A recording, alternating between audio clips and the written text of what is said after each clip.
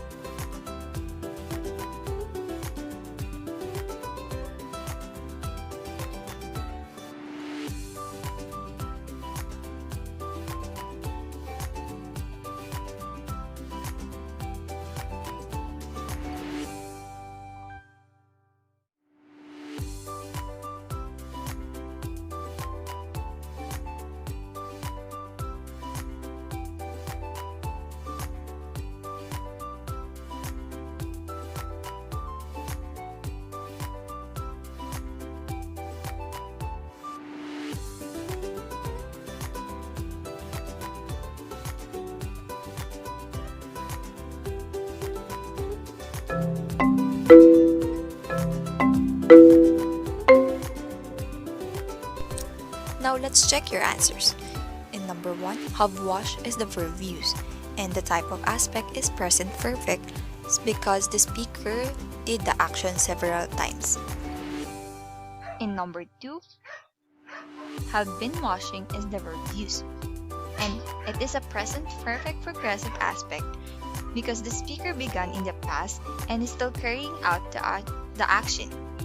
In number 3, wash is the verb used, and it is a simple past aspect because the speaker was already done with the action.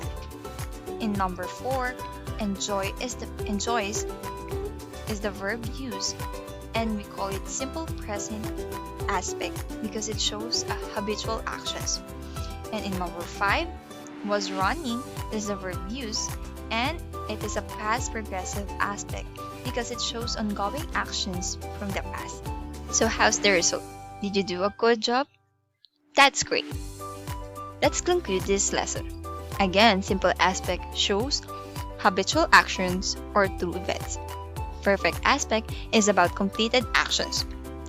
Third, progressive aspect is about ongoing action. And lastly, perfect progressive aspect is about the combination of perfect and progressive aspect.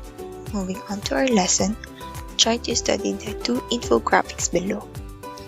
So the first one inform us what to do if you feel unwell, and the second one is about or a guide about physical distancing. Now read these statements. Anyone experiencing difficulty breathing should seek immediate medical attention. We encircle the word should. Okay. Now the second statement, you may miss going out for dinner or socializing with friends, but staying home is safer and a smarter plan. So the encircled words should and may are examples of modals. In the first infograph, should is used to show obligation, so we need to strictly follow this order. While in the second infograph, may, the modal used to show possibility or chances that you will miss out going out with your friends. So those are examples again of modals. These modals have various forms. These forms create meaning as they carry with them their specific functions. So each form has their own purpose and it varies according to the use of the speaker.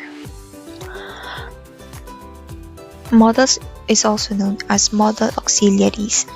So they are helping verbs used with main verbs. We call them helping verbs because they help verbs add expression or particular mood, whether the speaker wants to convey a fact, a possibility, or a command. Now we have here a table that shows the different forms of modals or modal auxiliaries and their uses and examples on how to use it in a sentence. The first one are may and might, so we can use this to express possibility. However, might often implies a smaller chance of something happening. So let's try to read the examples. We may go out to watch a movie tonight. So the modal here is may. And the second sentence, Paul and Paula might buy a house. So we use here the modal might. These modals help their main verb go out and buy to express the chance or the likelihood these verbs are going to happen. The second use of may and might is to express a request or ask permission. For example, may I borrow your books? So we can only use may for asking permission. So we do not use might if we ask permission. So in this example, the speaker is asking for a permission to the other person. Other example is may I come in? May I go out? So it's a polite request. So that's how we use may and might. The next modal is must. So it expresses a command or strong obligation. This time, the speaker wants you to strictly follow his or her command, or it is a duty that you really need to follow. Just like this example, you must obey your parents. This means you need to always follow your parents. The next modals are the can and could. These also have two uses. So the first one is to express a request or ask permission. For example, can I go with my best friend? Could I have your book? So these are examples of requesting or asking permission. And before I forgot, actually could is a past tense of can. The second use of can and could is to express a fact, ability, offer, or suggestion. For example, I can or could do this test for you. I can dance.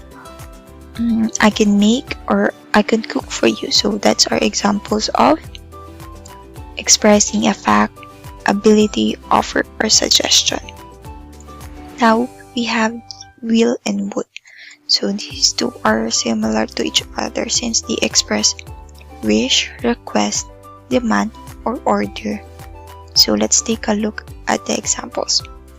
Would you please talk to me? And then will you talk to me? So if you can notice, so this sentence show more politeness. The other use of will is to express prediction since will indicates future tense. For example, I think it will rain anytime today. So the subject here is predicting that it will rain anytime today. Lastly, we have the modal shall. So we can use this to express suggestions. This modal auxiliary verb mostly used in the case of first person, just like this example. Shall we proceed with our meeting? Another example is, shall I carry it for you? Or shall I get a pizza for dinner tonight? Another function of shall is to regulate or express future actions in formal speech and some legal documents. For example, you shall abide by the law. Next is the client shall pay the necessary damages. Just always remember that we always need to use shall in formal speech.